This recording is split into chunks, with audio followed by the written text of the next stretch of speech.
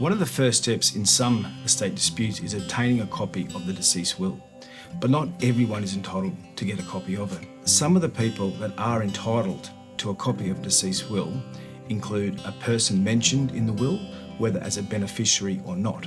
So that includes someone like an executor or even a testamentary guardian. A person mentioned in an earlier will of the deceased person, which includes a beneficiary whether named or not. A spouse, a parent or a child of the deceased person. A person who would be entitled to a share of the deceased estate if that person didn't have a will, so it essentially means if the laws of intestacy apply, which include most family members.